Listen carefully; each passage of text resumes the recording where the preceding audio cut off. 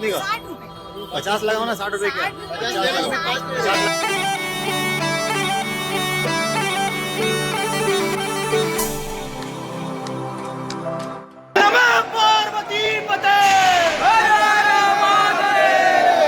आणि दर्शन कसं झालं प्रथमेश? एकदम मस्त झालं. रिक्षाने ना चाललो आहोत काल भैरवाच्या दर्शनासाठी. गाय झोपायची तयारी आहे आणि झोपलेली आहे सर्व.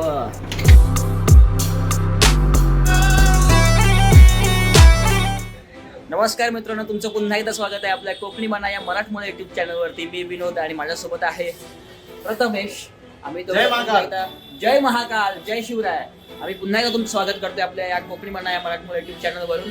या नवीन ब्लॉगमध्ये महाकाळेश्वर ज्योतिर्लिंगाचं जे दर्शन आहे हे आज ह्या ब्लॉगमध्ये तुम्हाला दाखवणार आहे आम्ही. सो म्हणजे आता आपल्याला जायचं आहे मंदिराकडे दर्शन घ्यायला. इथे जो हॉटेलमध्ये एक मुलगा होता तो आम्हाला सांगत होता की तुमचं एक तासा ते 1.5 तासामध्ये दर्शन होऊन जाईल. जाऊन बघणार आहोत आपण की म्हणजे धावती म्हणजे जनरलची लाईन म्हणजे आहे ना तिथला किती वेळ लागतो इथे. आणि जर जास्त वेळ लागणार असेल तर आम्ही पाससाठी प्रयत्न करू आणि पासच्या लाईनीने आम्ही दर्शन घेण्याचा प्रयत्न करू. सो बघूया आता पुढे काय घडतंय ते. आधी जाऊया, आधी आपण थोडंसं नाश्ता करून घेऊया, नाश्ता करूया, त्यानंतर मग आपण दर्शनाला मंदिराकडे मार्गस्थ होऊया. चला. कितने का? 60 रुपए का 50 लगाओ ना, 60 रुपए क्या? 50 लगाओ. 50 लगाओ, 5 लेना है, 5 लेना है. भैया 10 ले जाते हैं. अभी दूसरी जगह चले जाएंगे तो फिर 10 रुपए तुम्हारा नुकसान होगा. 50 रुपए 5 लो ना. तर मित्रांनो, आधी नाश्ता करत नाही आम्ही. आधी जरा इकडे थोडंसं मफलर घेतोय, शॉल घेतोय. शॉल ये भी क्या है, इसको भी शॉल ही बोलते ना. और शॉल आहे गमछा आहे तर ते घेणार आहोत आपण. आणि त्यानंतर मग दर्शन करणार आहोत. दर्शन करून झाल्यानंतर मग नाश्ता करणार आहोत आपण. तसं बघूया कसं वाटतं. तिलक लगाएंगे. नेता वाटतोय. हे बघा इथे मित्रांनो, या अशा इकडे लेडीज असतात, पुरुष मंडळी सुद्धा असतात जे आपल्याला हे हम तिलक लगा रहे हैं. तिलक लावून देतात. तर ना नॉर्मलीच करायचं आहे. इसको क्या बोलते हैं? इसको महाकाल का चंदन बोलते हैं. ये तिलक लगा के मंदिर जाते हैं. अच्छा अच्छा. तर हे यांचं असं म्हणणं आहे की उघड्या कपाळावरती नाही जायचं, खाली मस्तक नाही जायचं. हे चंदन जे आहे, टिळा आहे ते लावून जायचं महाकालचं. आणि बघा आता प्रथमेशचा टेक घेतोय समीर. आणि इकडे बघा हे यांचं फोटोशूट करत आहे.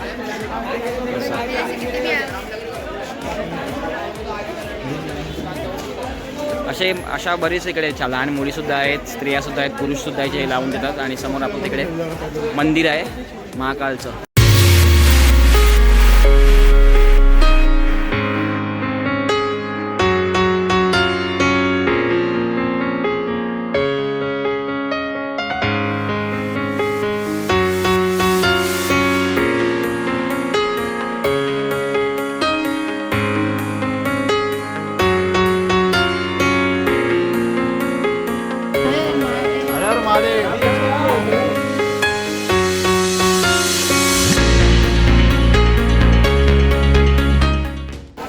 तर मित्रांनो, एक प्रसाद घेतला आहे आम्ही सोबत.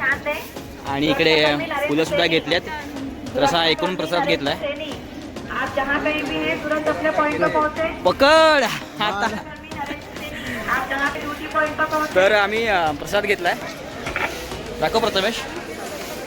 फुलं आहेत थोडीशी, महाकालसाठी दुर्वा बेल आहे आणि सोबत हा प्रसाद आहे पॅक करून दिला आहे. सो हा प्रसाद आहे 100 रुपयाचा. अजून तुम्हाला घ्यायचा असेल 150 रुपयाचा तर 150 रुपयाचा सेटसुद्धा मिळतो, 200 रुपयाचा सेटसुद्धा मिळतो. पण ते तुमच्यावरती आहे. ते तुम्हाला आग्रह करतात प्रत्येकाला घ्यायला. प्रत्येकाने म्हणजे आता आम्ही 5 जण आहोत तर 5 जणांना घ्यायला ते सांगतात असं. पण तुमच्यावरती ते घ्यायचं की नाही घ्यायचं इथे. सो आम्ही एकच घेतलं सर्वांच्या प्रतीने, कारण की आम्ही एकाच विभागातले आहोत, आम्ही एकाच कुटुंबातले आहोत, म्हणून आम्ही एकच घेतलेले आहेत सर्व. आणि आता आपण जाणार आहोत आतमध्ये. चप्पल पण आम्ही त्या दुकानाकडे जमा ठेवल्यात. आतमध्ये तुम्ही आलात ना तर आतमध्ये निःशुल्क म्हणजे मोफत चप्पलचं स्टँड आहे, तिथं पण तुम्ही चप्पल ठेवू शकता. पण आम्ही बाहेरच ठेवल्यात.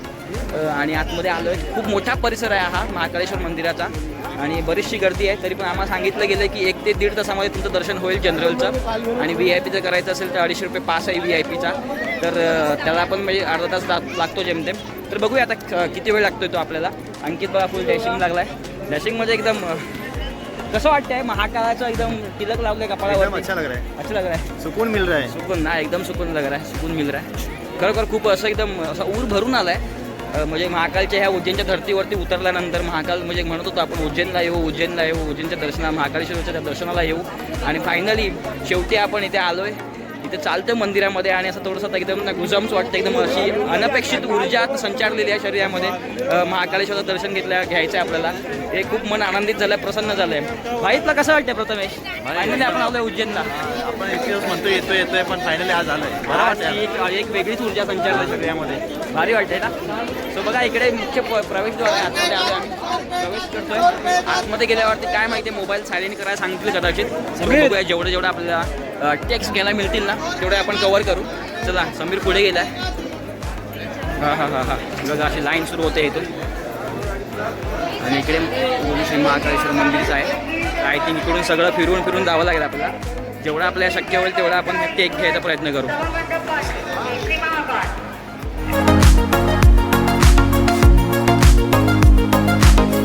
तर हे प्रवेशद्वार आहे महाकालेश्वर मंदिराचं. इथनं तर आपल्याला आतमध्ये जायचं आहे, बघूया.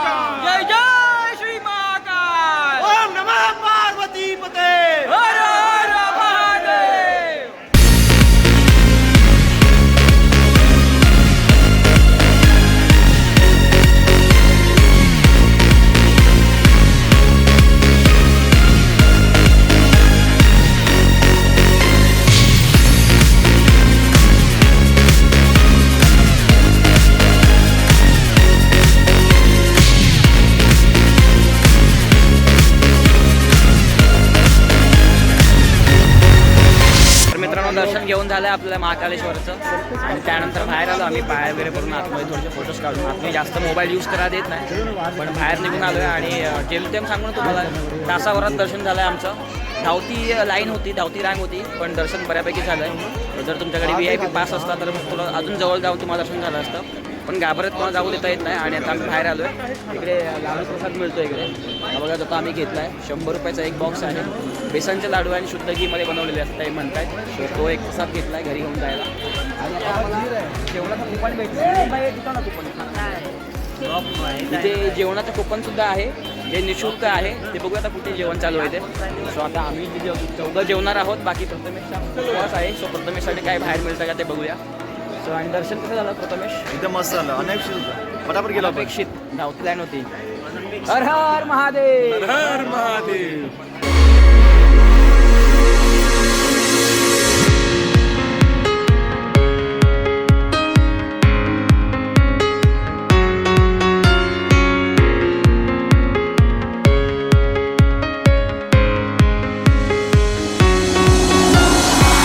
तर मित्रांनो आता आम्ही आलो आहोत श्री महाकालेश्वर मंदिर अन्नक्षेत्र, चमेली देवी अग्रवाल भवनजवळ, जिथे तुम्ही येऊन दुपारचं जेवण करू शकतात. महाप्रसाद तुम्ही घेऊ शकता इथे येऊन.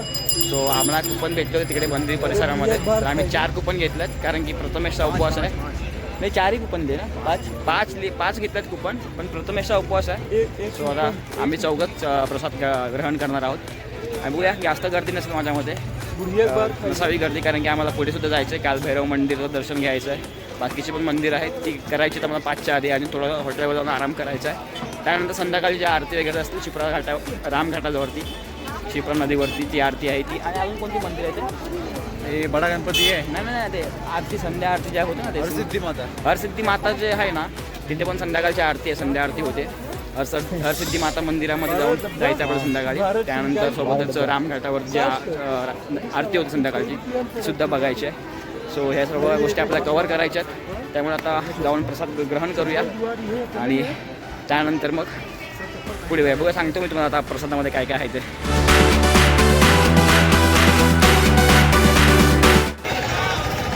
तर मित्रांनो आता जस्ट आपण अन्नक्षेत्राच्या इथून बाहेर पडतो आहे. प्रसाद ग्रहण करून झाला आहे. छान असा प्रसाद होता. 2 चपात्या, 1 भाजी रश्शेवाली, सोबत डाळ होती आणि त्यानंतर भात होता आणि एक स्वीट डिश म्हणून खीर होती. सो असं जेवण होतं. आणि पुन्हा त्यांनी स्वतःहून येऊन आम्हाला सर्वसुद्धा केलं, म्हणजे दिलंसुद्धा, वाढूनसुद्धा दिलं. त्यामुळे भरघोस असा प्रसाद आपल्याला ग्रहण करता येतो, जेवायला मिळतं तिथे. सो तुम्ही नक्की या. अशोक सेतू आहे आपल्या मंदिराच्या इथे, महाकालेश्वर मंदिराच्या इथे अशोक सेतू आहे. तिथून आपल्याला डाव्या हाताला वळलात ना तुम्ही की किमान 300 ते 400 मीटर अंतरावरती हे अन्नक्षेत्र आहे. तिथे तुम्हाला कुपनसुद्धा मिळेल बाहेर आणि नंतर मग फारशी गर्दीसुद्धा नसते, त्यामुळे व्यवस्थित तुम्हाला जेवायला वगैरे मिळेल. तर तुम्ही नक्की महाकालेश्वर मंदिरात दर्शन झालं, बडा गणेश मंदिर दर्शन झालं की तुम्ही इथे येऊ शकता. आपलं बडा गणेश मंदिर दर्शन नाही झालं आहे, आपण आता तिकडे चाललो आहोत, बडा गणेश मंदिरमध्ये जाणार आहोत. त्यानंतर तिथून मग आपण पुढे भैरव मंदिरात जाणार आहोत. सो चला असाच कंटिन्यू राहा आपल्या या ब्लॉगमध्ये आणि नक्की कमेंट करून सांगा कसं वाटतं आपलं हे उज्जैनचं महाकालेश्वर दर्शन.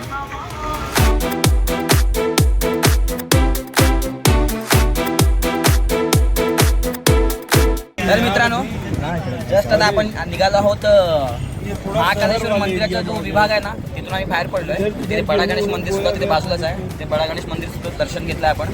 तिथे नवग्रह आहे, परत श्रीकृष्ण यशोदा माता आणि श्रीकृष्ण बाळ श्रीकृष्ण आहे त्यांची मूर्ती आहे. पंचमुखी हनुमान मंदिर सुद्धा आहे बडा गणेश मंदिरामध्ये. तिथे दर्शन घेऊन नंतर आम्ही ह्या रिक्षाने ना चाललो आहोत कालभैरवाच्या दर्शनासाठी. इथे ना बाहेरचे उभे असतात रिक्षावाले, हे 4 ते 5 मंदिर असतात. ही शहराची बाहेर जे आहेत ना शहराच्या ही 5 मंदिर आहेत. त्याच्यामध्ये कालभैरव येतं, सांदीपणी आश्रम येतं, त्यानंतर मग अजून कोणतं आहे मंगलनाथ मंदिर आहे, मंगलनाथ मंदिर, कालभैरव, सांदीपणी आश्रम आणि अजून कोणतं आहे स्थिरमण गणेश मंदिर. हां चिंतामणी गणेश मंदिर, असे 5 स्थिरमण गणेश मंदिर आहे. असे 4 ते 5 मंदिर आहेत. ते लोक आपल्याला फिरवतात. प्रति माणूस हे लोक 150 रुपये घेतात, पण आपण थोडी बार्गेनिंग करायची. तर आता आम्ही प्रत्येक माणूस 100 करून घेतलं आहे, म्हणजे आम्ही याला फक्त 500 रुपये देऊ. तो सर्वीकडे आपल्याला फिरवणार आणि सगळ्या मंदिराची तो माहितीसुद्धा आपल्याला देणार. आता तो म्हणतोय तर बघूया आता कितपत तो माहिती येतोय किंवा आपण ती माहिती काढूया. तर म्हणाला आहे 1 ते 1.5 तास लागेल आपल्याला कालभैरवाच्या दर्शनाला. बाकी सर्व मंदिरं पटापट होऊन जातील. तो आता वाजले 2:45, तर आपण 4 वाजेपर्यंत सर्व पूर्ण करायचा प्रयत्न करू, 4, 4:30 आणि 5 वाजता हॉटेलवरती येऊ आणि 6 वाजेपर्यंत थोडीशी आराम करू. नंतर मग आपण शिप्रा नदीवर जाऊ रामघाटावरती आरतीसाठी. आणि अजून एक अजून कोणती आहे ती हरसिद्धी माताच्या आरतीसाठी. या आरतीसुद्धा आपल्याला करायच्यात, नंतर रात्री कॉरिडॉर करायचं. सो चला कंटिन्यू करू.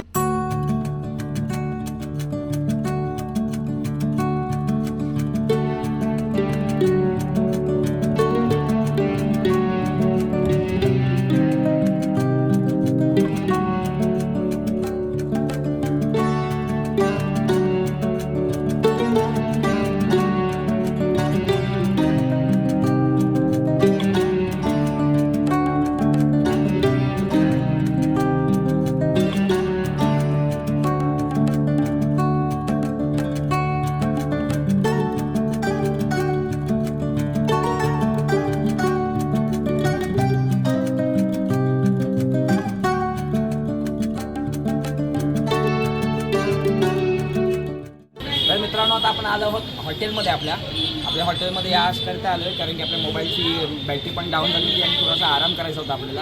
आणि त्या आलो, थोडंसं फ्रेश झालो, थोडा आराम केला, मोबाईल पण चार्ज करून घेतला. आणि आपण याच्या आधी इकडे येण्याआधी आपण कालभैरवकडे गेलो होतो.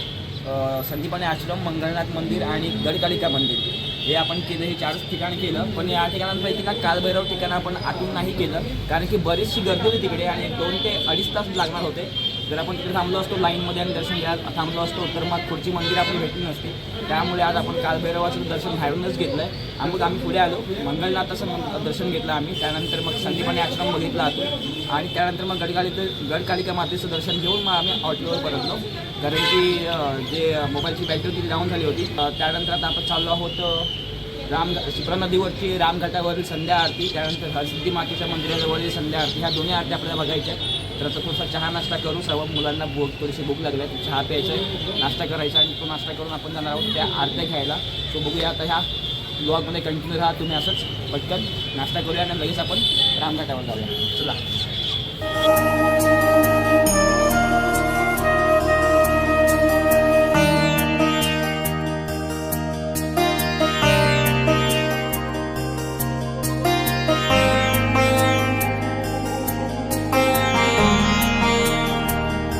सर्वे ब्राह्मणा शंखनादं कुर्यात्.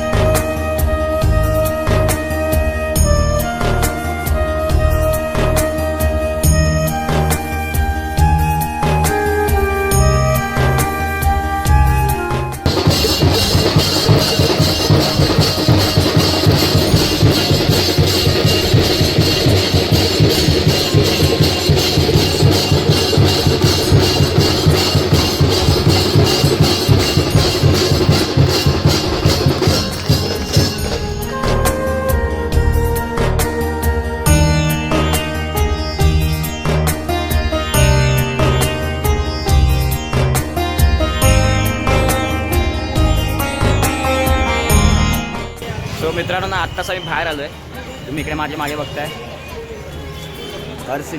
हरसिद्धिका माताचं मंदिर आहे आणि इथली जी दीपोत्सवाची दीपमालेची जी आरती आहे ते आमच्याकडून मिस झालं. अगोदरच आम्ही तिकडे होतो रामघाटावरती, तिथली आरती घेतली. तो अनुभव एकदम गुजम्स म्हणजे बोलतात ना एक वेगळीच ऊर्जा देणारा होता. आणि त्यानंतर आम्ही इकडे आलो पटकन, पण आम्हाला ती दीप पेटवतात ना, दीपस्तंभ जेव्हा पेटवतात ना दीपमाळ, ती राहून गेली. पण त्यानंतर जी आरती होती तिकडे फुटेजमध्ये बघितला तो अनुभव ना, याची देही याची डोला घेणं ना खूप वेगळा आहे. सो नक्कीच तुम्ही उज्जैनला आलात ना, ह्या हरसिद्धी मातेचं जे मंदिर आहे ना तिथली तुम्ही संध्या आरती नक्कीच घ्या. खूप अमेझिंग आहे, खूप अमेझिंग आहे. खूप तुम्हाला असं म्हणजे ऊर्जा देणारी अशी आहे. यार कसा अनुभव होता तुझा प्रथमेश? सांगू शकत ना. प्रथमेश बोलला यार म्हणजे पूर्ण दिवसभराचं ना काय बोललं असं म्हणलं की मला दिवसभरापेक्षा आज संध्याकाळ आपले पूर्ण दिवसभर सार्थकी लागली. म्हणजे पूर्ण ह्या दोन्ही आरत्या घेतल्यानंतर ना आमचा पूर्ण दिवस ना म्हणजे पूर्ण दिवस आमचा पूर्ण सार्थकी लागला. खूप बरं वाटलं आता आम्हाला, खूप छान वाटलं. आणि तेच तुम्हाला एकच सांगेन की जेव्हा तुम्ही उज्जैनला याल ना तेव्हा ह्या दोन म्हणजे हरसिद्धी मातेच्या मंदिराचं दर्शन घ्याच तुम्ही. आणि संध्या आरती तुम्ही कधीच मिस करू नका. आणि रामघाटावरची आरती संध्याकाळी 6:30 सुरू होते, 7:15 चालते. आणि इथली आरतीसुद्धा त्याच वेळेला सुरू होते. त्यामुळे दोन्ही आरती तुम्हाला जर करायची असेल तर तुम्हाला पटकन इकडे यावं लागेल. सो खूप अमेझिंग आरती होती. आणि आता आम्ही चाललो आहोत कॉरिडॉरला, महाकाल लोक इथे म्हणजे जो कॉरिडॉर आहे तिथलं जे काय लेझर शो वगैरे आहे, कॉरिडॉर कसा आहे तो आता बघायचा. स्वतःचा तिकडे जाऊया आणि तिकडे काय फुटेज भेटतात, तिकडे काय आपलं शूट करायला मिळतं ते बघूया. तर मित्रांनो आम्ही चाललो होतो महालोक कॉरिडॉरकडे. आणि हा परिसर तुम्ही बघताय माझ्या मागे आहे तो पूर्ण, तो हा आहे महाकालेश्वर मंदिराच्या बाहेरचा परिसर. आणि माझ्या मागे लावला आहे LED. त्या LEDमध्ये ना महाकालेश्वराचं दर्शन होतं आहे. ते पुन्हा एकदा बघून घ्या तुम्हाला, एकदा दर्शन येते. जय महाकाल, हर हर महादेव. बघा ही गर्दी. आणि हे इकडे महाकालेश्वराचं मंदिर आहे हे बघा. आणि हा संपूर्ण परिसर आहे. तर आता आपण चाललो आहोत महालोक कॉरिडॉरकडे, कारण की आता तिकडे लेझर शो वगैरे असतो. खूप मोठा परिसर आहे आणि मॅनेजमेंट हवी तशी नाही आहे, कारण की बरेचसे भाविक दररोज इकडे येतात दर्शनासाठी. त्यामुळे साहजिकच आहे थोडंसं मॅनेजमेंट करायला थोडंसं हे होतं, मागे पुढे होतं. पण ठीक आहे, खूप छान असा परिसर आहे मोठा. असं वाटतंय ना की आपण एखाद्या देवभूमीवरती आलो आहोत असं वाटतंय, याची जाणीव होते पावली. खूप मस्त आहे, खूप छान वातावरण आहे, भारी वाटतंय. चला कंटिन्यू करा, आपण जाऊया आता महालोक कॉरिडॉरकडे.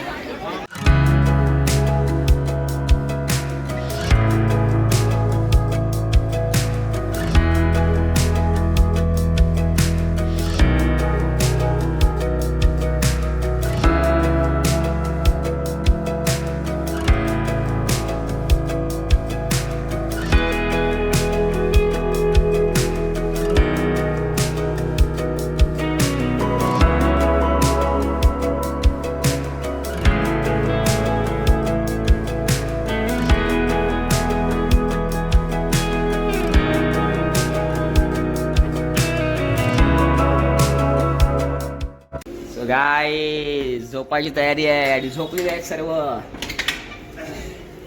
सगळे दमलेत सगळे.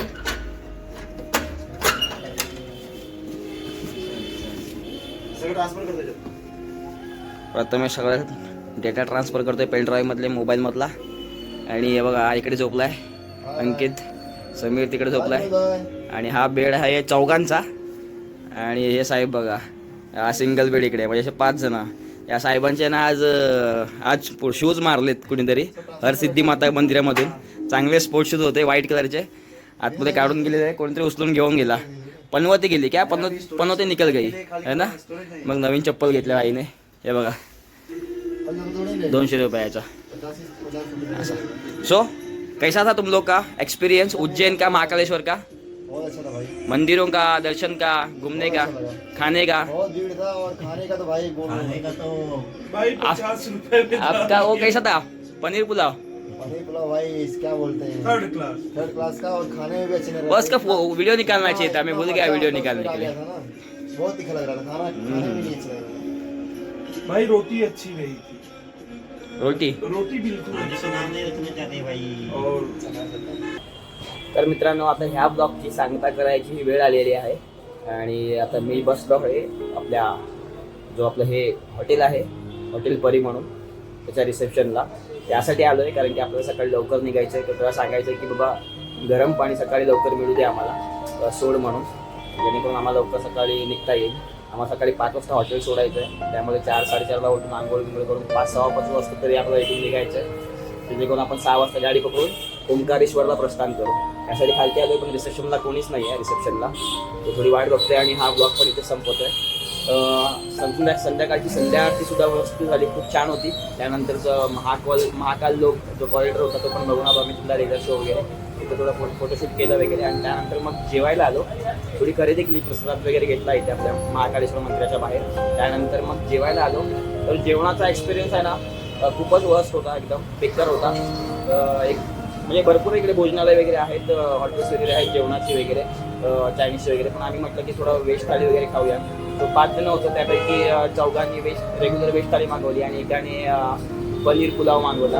पण जो पनीर पुलाव आला तो म्हणजे फुल क्वांटिटी असतो तेवढा नाही आला, 200 रुपयाचा होता तो, पण तो आला अर्ध्या क्वांटिटीचा. म्हणजे म्हणतात ना की 200 रुपयाप्रमाणे नाही आला तो. आम्ही फोटो पण काढायचा विसरून गेलो, राहून गेलो, पण त्याप्रमाणे नाही आला. त्यामुळे मग त्याची पण टेस्ट चांगली नव्हती, म्हणून आम्ही रिकमेंड करू की बाबा पनीर पुलाव वगैरे काय घेत असेल तर तुझ्या हॉटेलमध्ये तर ते आधी विचारून घ्या की क्वांटिटी कशी आहे, काय आहे वगैरे. आणि रेग्युलर थाळीचं म्हणायचं झाल्यास थाळी कशी आपली पूर्ण असते. आपण जरी कोकणात गेलो किंवा आपल्या महाराष्ट्रात कुठेही गेलो तर थाळी आपल्याला पूर्ण एक देतात जी काय आहे ती. तर इथे सलाड नव्हतं, पापड नव्हता, 2 चपात्या कमी दिल्या होत्या. या सर्व आम्ही सांगितल्यानंतर त्याने आणून दिलं. आणि त्यानंतर ते म्हणतात त्यांच्या बोलण्याचं किंवा सर्व्हिस करण्याची सुद्धा जी काय होती ना पद्धत ती पण थोडीशी चुकीची होती, त्यामुळे थोडंसं वाईट वाटलं. सो हा जेवणाचा जो होता, रात्रीचा जेवणाचा अनुभव तो थोडासा वर्स्ट होता, बेकार होता. तो रेकमेंड करू की कुठल्याही हॉटेलमध्ये जाईल तुम्ही उज्जैनच्या तर एकदा बघून जा तिथलं म्हणजे कसं आहे काय आहे वगैरे सर्व गोष्टी. छानशा करूनच तुम्ही तिथे जाऊन जेवायला बसा. बाकी महाकाळेश्वरचं दर्शन खूप छान झालं. संध्याकाळची आरती आपली जी होती रामघाटाची शिप्रा नदीवरील ती पण खूप उत्तम होती. त्यानंतर हरसिद्धी माताची सुद्धा आरती एकदम छान होती. आपला महालोकचा कॉरिडॉर होता तो पण खूप छान होता. इथला लेझर शो पण उत्तम होता, छान आहे पाहण्यासारखं उज्जैन. पण इथलं जे आहे दुकानदार वगैरे म्हणजे मंदिराच्या बाहेर दुकानदार वगैरे प्रसादाप्रमाणे सर्व या गोष्टीमुळे थोडं लुटतात वगैरे म्हणजे जास्त चार्जेस सांगतात. तो थोडं तुम्ही तिथे बार्गेनिंग करून घेऊ शकता. रिक्षाचं जे काय घ्यायचं ते सर्व बार्गेनिंग करू शकता तुम्ही कमी रेटमध्ये. बाकी ओव्हरऑल एक्सपिरियन्स खूप छान होता. आणि आजचा हा आपला उज्जैनच्या महाकालेश्वरचा ब्लॉग मी इथे संपवतोय. ब्लॉग कसा वाटला हा नक्की आम्हाला कमेंट करून सांगा. आणि चॅनलवर नवीन असाल तर चॅनल सबस्क्राईब करायला विसरू नका आणि हा व्हिडिओ शेअर करायला विसरू नका. भेटूया उद्या आपण पुन्हा एकदा नवीन ब्लॉगमध्ये ओंकारेश्वरच्या. तो टाटा बाय बाय, काळजी घ्या, सोयी